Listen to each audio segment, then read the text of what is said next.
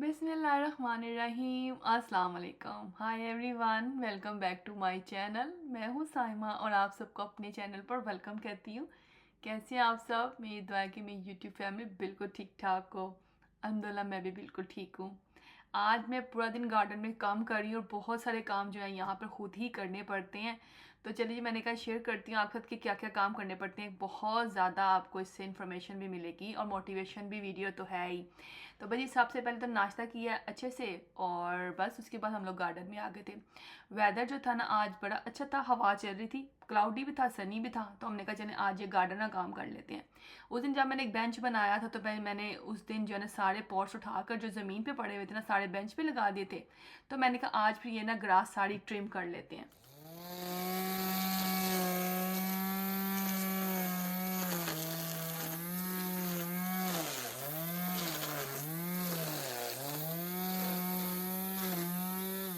Yeah.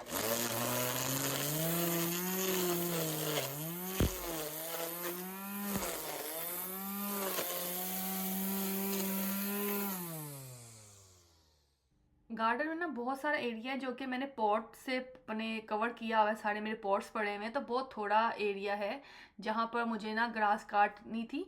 तो क्योंकि ज़्यादा एजेस होते हैं, कॉर्नर क्लीन करने होते हैं, तो मैंने कहा ट्रिमर से करती हूँ। जो मेरा बड़ा ग्रास कटिंग वाली मशीन है ना, मैं वो लेके नहीं आई थी।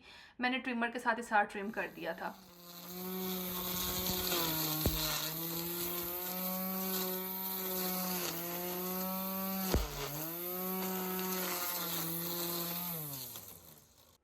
ग्रास जो है ना हमारी बहुत अच्छे से जो है ना ग्रो नहीं कर रही इस गार्डन में। जब हम लोग इस घर में नए आए थे ना तो उस टाइम पे हमने अपने गार्डन की बहुत अच्छे से केयर की थी। बहुत अच्छी लश ग्रीन जो ना ग्रास थी, बहुत अच्छी उसमें मतलब ग्रोथ होती थी क्योंकि हम इसकी केयर करते थे, इसकी कटिंग करते थे, प्रॉपर ट्रिम करते थे और जब पानी भी प्रॉपर देते थे। जब हमने घर अपना रेंट पे दिया ना, 2 साल 3 साल जो रेंट पे रहा है, तो टेनेंट जो रहते थे ना उन्होंने बिल्कुल भी इसकी केयर नहीं की। और अब आप देख रहे हैं कि लॉन की क्या हालत हुई हुई है, कहीं पे ग्रास है और कहीं पे ग्रास नहीं है। इस समर तो हम लोगों ने गुजार दिया इसको इस तरह के इस पे हम सोचे थे फिर कि ग्रास ख़त्म करा देते हैं और ये पूरा जो है ना हम अच्छे से कंक्रीट करवा देंगे। लेकिन हर बहरहाल इस साल इस चीज़ को पोस्टपोन हमने किया और नेक्स्ट ईयर इंशाल्लाह ताला या तो हम नई ग्रास की शीटें लगवाएंगे या फिर इसको प्रॉपर जो है ना कंक्रीट का करवा लेंगे ताकि ये जो है ना घास कटिंग का मसला ही ख़त्म हो। क्योंकि ग्रास अच्छी तो बहुत लगती है लेकिन फिर उसकी केयर अगर प्रॉपर ना की जाए, है जो रहने वाले होते हैं वो तो केयर करते ही हैं। ग्रास कट करने के बाद जो है ना मैंने अच्छे से कंगा लगाया है ताकि जो सारी डेड ग्रास थी वो उतर जाए और फिर उसको हमने बैग्स में डाला है।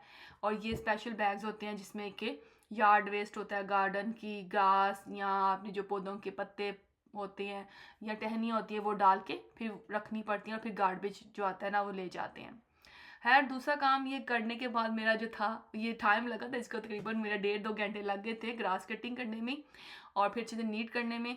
नेक्स्ट काम जो मेरा था वो आज था कि मेरे प्लांट्स में कुछ पॉट्स थे जिसके अंदर कैल्शियम की कमी थी। उससे क्या होता है कि आपके जो फ्लावर्स लगे होते हैं या आपके जो फ्रूट्स लगे होते हैं वो प्रॉपर ग्रो नहीं करते।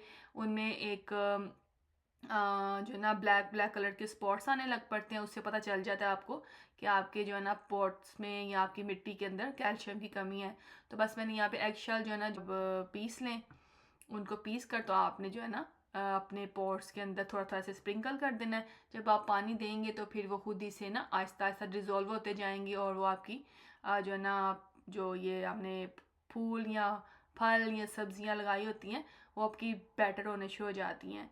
तो माशाल्लाह माशाल्लाह से एक दो मेरे पौधे थे जिनके अंदर कैल्शियम की कमी मुझे लग रही थी। मैंने उसमें फिर एग शेल को का पाउडर बना के डाल दिया और माशाल्लाह चेरी टमाटोस तो बहुत ही खूबसूरत आए हैं। रोज़ाना ही जो है ना कभी मम्मा उतारती हैं कभी बच्चे उतारते हैं और ये बिल्कुल ऐसे लगते हैं छोटे छोटे पर्ल हैं।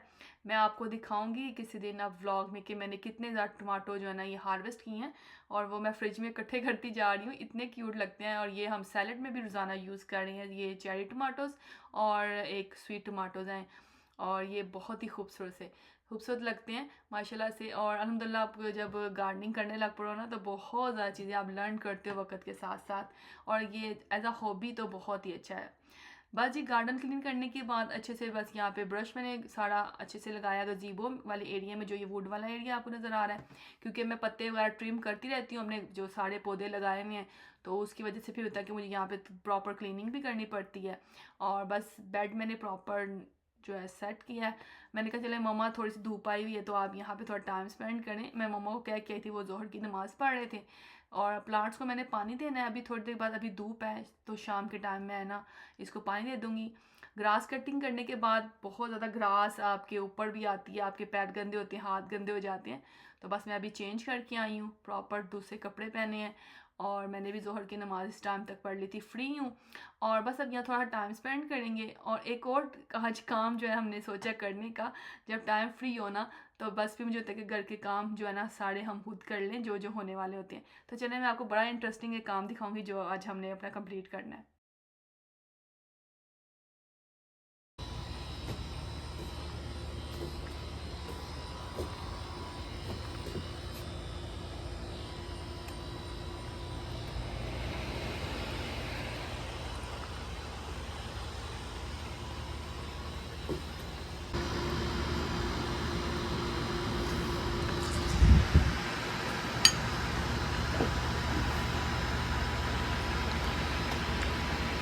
आ जाए मम्मा, वाटरमेलन खाते हैं।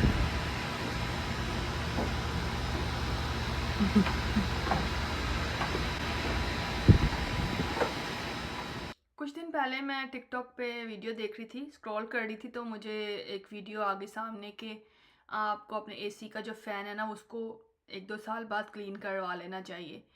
तो बस भी जब मुझे भी कुछ दिन से आइडिया हो रहा था कि हम एसी हमारा जो है ना बहुत ज़्यादा चलता है, मतलब ऑटो पे यहाँ पे होता है, एसी ऑटो पे होता है, तो जब आपका अंदर टेम्परेचर जिस टेम्परेचर पे आपने रखा हो वो पूरा आ जाए तो आपका एसी जो है ना स्टॉप हो जाता है। लेकिन मुझे लग रहा था कि हमारा एसी मुसलसल चल रहा है, क्योंकि टेम्परेचर जो है ना वो उस टेम्परेचर पे आ नहीं रहा था।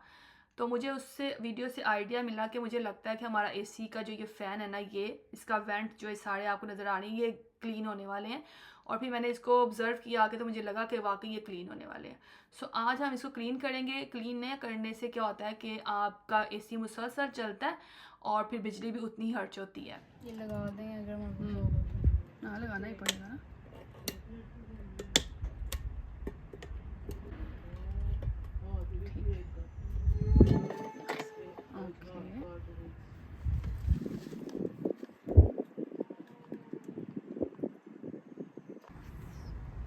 ध्यान से भी जा।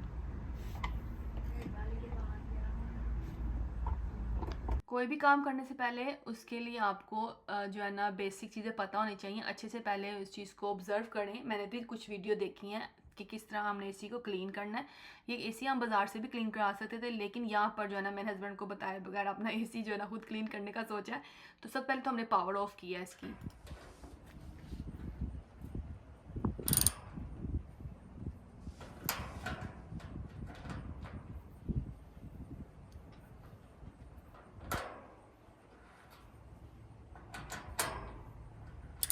सबसे पहले तो है ना जिस कंपनी का ये एसी था, मैंने उनकी कुछ वीडियोस लगाई, ट्यूटोरियल देखे हैं किस तरह की मतलब एसी के अंदर से लुक होती है, इसको किस तरह इसके फ़ैन को क्लीन किया जाता है। तो काफ़ी अच्छे से समझ आ गया था। तो बस फिर हमने डिसाइड किया कि हम इसको खुद ही खोल लेते हैं। मसला तो था, कुछ ख़राब हो गया तो एक्स्ट्रा ही मतलब इसके चार्जेस पे करने पड़ेंगे हमें, जिनसे भी हम इनको ठीक करवाएंगे। लेकिन है इसे कि घर के छोटे मोटे काम जब आप करते हो ना, तो फिर आपको चीज़ें करने में आसानी भी होती है। तो हम लोग अक्सर घर के को छोटे मोटे काम मैं और मेरी बेटियाँ कर लेते हैं। हस्बैंड भी माशाल्लाह पूरा साथ देते हैं। और यहाँ पर फिर हमने सोचा कि इस वीडियो तो हमने देख ली हैं, तो हम इसको ओपन करते हैं। पहले तो सारे स्क्रू उसके हमने ओपन किए हैं। स्क्रू ओपन करने के बाद फिर हम आप अंदर से मैं आपको दिखाती हूँ कि कैसे इसकी लुक है।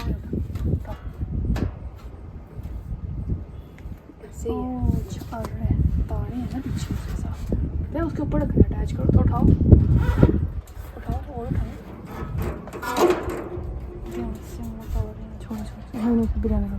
ये पकड़ना पड़ेगा। फ़ैन जो था ऊपर से अटैच था, तारों के साथ अटैच हुआ था, तो इसलिए हम इसको उतार के साइड पे नहीं रख सकते थे। सो फिर तहीरा और आयशा ने इसको उठा के रखा और मैंने फिर इसको सोचा कि मैं इसको अच्छे से वॉश कर लेती हूँ। अच्छा, वॉश करने के लिए क्या था कि इसका एंगल होता है, अंदर से आपने बाहर की तरफ प्रेशर देना है ताकि सारा डस्ट गिर जाए। मैंने भी ऐसे ही किया। फ़ैन बहुत हैवी था तो मैंने कहा जल्दी जल्दी मैं इसको क्लीन कर दूंगी, लेकिन जैसे ही मैंने पानी डालना शुरू किया मुझे लगा कि ये पानी के साथ साफ़ नहीं होगा, हमें इसको पहले वैक्यूम करना चाहिए। तो मैं इसको वैक्यूम करूँगी।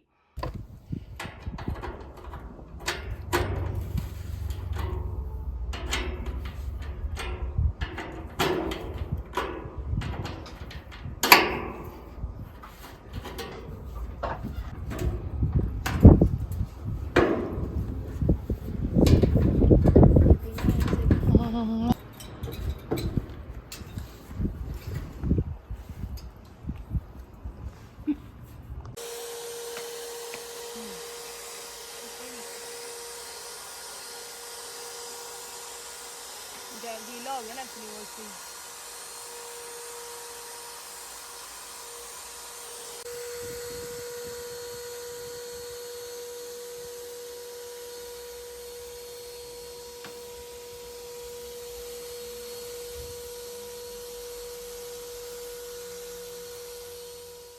एसी का जो फ़ैन है ना, इसकी जो जालियाँ आपको नज़र आ रही है जिनको हमने क्लीन करना है, इसको आप प्रेशर के साथ पानी डालकर क्लीन नहीं कर सकते।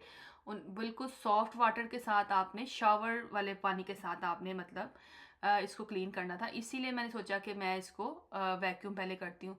और वैक्यूम भी आप देख रहे हैं कि मैं किस एंगल से कर रही हूँ। या तो आप ऊपर से नीचे की तरफ करें या नीचे से ऊपर की तरफ करें।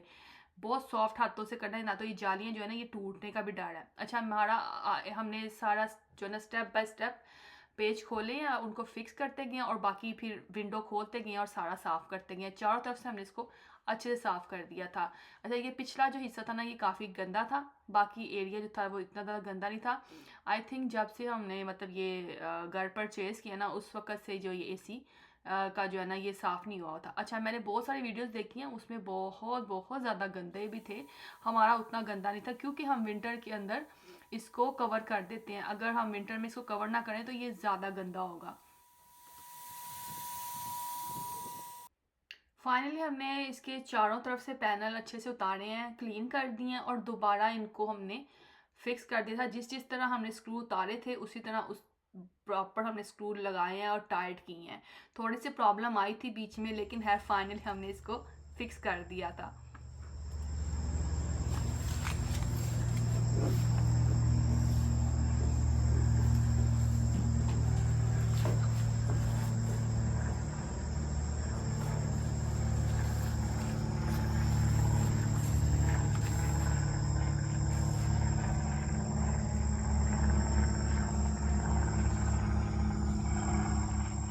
तो माशाल्लाह से हमने अपना जो है ना अच्छे से एसी का जो फ़ैन है वो क्लीन करके उसको फिक्स कर दिया और मतलब मुझे लगा कि उससे कूलिंग बहुत अच्छे से हो गई थी। हस्बैंड भी बहुत खुश हो गए थे, हैरान भी हो गए थे कि आप लोगों ने ये कि मतलब बड़ा अच्छा परफेक्ट काम किया है। और मतलब उनको पता ही है कि हम लोग ये मैनेज माशाल्लाह से कर ही लेते हैं। तो बस जी, आज टी टाइम में हमने ये सब चीज़ें माशाल्लाह से अरेंज की थी और बहुत अपना टी टाइम जो है ना इंजॉय किया। व्लॉग को मैं यहाँ पे एंड करूँगी और आप सबसे इजाज़त चाहूँगी। व्लॉग कैसा लगा कमेंट करके आपने मुझे ज़रूर बताना है और इससे आपको कुछ इन्फॉर्मेशन मिली वो भी कमेंट करके ज़रूर बताइएगा। नेक्स्ट व्लॉग तक इजाज़त दें। टेक केयर, अल्लाह हाफिज़, बाय, लव यू गाइस।